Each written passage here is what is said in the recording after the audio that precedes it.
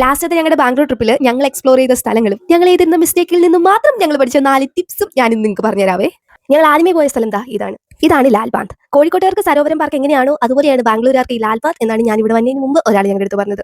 But to be honest ഞങ്ങളൊന്നും കണ്ടില്ല guys. Bangalore വന്നു കഴിഞ്ഞാൽ ഒരിക്കലും മിസ് ചെയ്യാൻ പറ്റാത്ത രണ്ടാമത്തെ സ്പോട്ടാണ് കൊമേഴ്ഷ്യൽ മാർക്കറ്റ്. ഇവിടെ നിങ്ങൾ വരുമ്പോൾ ഈ വലിയ വലിയ കടകളൊക്കെ കാണും, പക്ഷേ അതിലൊന്നും നിങ്ങൾ കയറരുത്. ഇത്രയും ലക്ഷറി സ്റ്റുഡിയോ ഞാൻ ആദ്യമായിട്ട് കാണുന്നത് ഇവിടെ നിന്നായിരുന്നു കേട്ടോ. കുറച്ച് ഉള്ളിലേക്ക് പോയി കഴിഞ്ഞാൽ വെറും 100 രൂപയ്ക്ക് 150 രൂപയ്ക്ക് നമുക്ക് ഇഷ്ടം പോലെ ഡ്രസ്സുകൾ ഇവിടുന്ന് കിട്ടുവേ.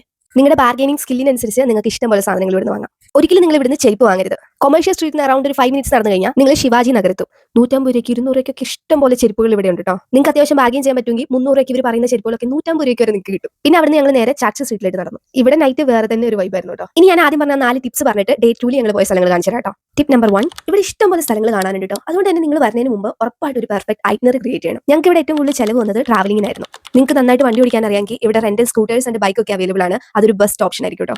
അടുത്തത് വെരി ഇമ്പോർട്ടന്റ് ടിപ്പാണ്, നിങ്ങൾ എന്ത് മറന്നാലും യു ടേൺ എടുക്കാൻ മറക്കരുത് ഗൈസ്. നിങ്ങൾ എങ്ങാനും യു ടേൺ എടുക്കാൻ മറന്നാൽ ഖതം. ഇവിടെ നല്ല അഫോർഡബിൾ റേറ്റിൽ ഒത്തിരി സ്റ്റേസ് നിങ്ങൾക്ക് കിട്ടും. ആക്സസിബിലിറ്റി നോക്കിയിട്ട് മാത്രം നിങ്ങളുടെ സ്റ്റേ നിങ്ങൾ ചൂസ് ചെയ്യാം.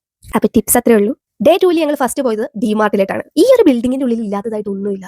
15 രൂപയ്ക്ക് ഈ പോപ്കോണും 10 രൂപയ്ക്ക് ഈ ഐസ്ക്രീം ഒക്കെ നമ്മുടെ നാട്ടിൽ എവിടെയെങ്കിലും കിട്ടും. ഇവിടെ എല്ലാ സാധനത്തിനും ഭയങ്കര വിലക്കുറവായിരുന്നു. നിങ്ങൾ ബാംഗ്ലൂർ വരുമ്പോൾ ഉറപ്പായിട്ടും ഡിമാർട്ടിൽ ഒരിക്കലെങ്കിലും ഒന്ന് കയറണം കേട്ടോ. നമ്മുടെ ഇൻഫോ പാർക്കും ടെക്നോ പാർക്കും ലുലു സൈബർ ടവർ ഒന്നും അല്ലാന്ന് മനസ്സിലായത് ഇതിന്റെ ഉള്ള ഒരു IT പാർക്കിൽ ചുമ്മാ ഒന്ന് കയറിയപ്പോഴാണ് കേട്ടോ. അവർ നെക്സ്റ്റ് ഡെസ്റ്റിനേഷൻ വാസ് അറ്റ്ലാന്റിസ്. ഇതൊരു ഗ്രീക്ക് ഇൻസ്പയർഡ് തീമിൽ വരുന്ന luxury fine dine restaurant and pub ആയിരുന്നു കേട്ടോ. ഇവിടുത്തെ ആംബിയൻസ് എനിക്ക് ഒത്തിരി ഇഷ്ടമായി ആൻഡ് ഇവരുടെ ഫുഡ്. പിന്നെ അവിടെ ഞങ്ങൾ പോയത് എന്റെ ഫേവറേറ്റ് സ്പോട്ടിലായിട്ടാണ് അയൺ ഹിൽസ്. ഞങ്ങളുടെ ഈ ബാംഗ്ലൂർ ട്രിപ്പിൽ എനിക്ക് പോയാൽ ഏറ്റവും കൂടുതൽ ഇഷ്ടപ്പെട്ട ഒരു സ്ഥലമായിരുന്നു ഇത്.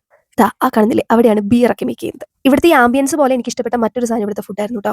എസ്പെഷ്യലി ഇവരുടെ Alfredo pasta and these mini burgers. അപ്പൊ ശരി, മറ്റൊരു വീഡിയോ കാണാം. Bye all.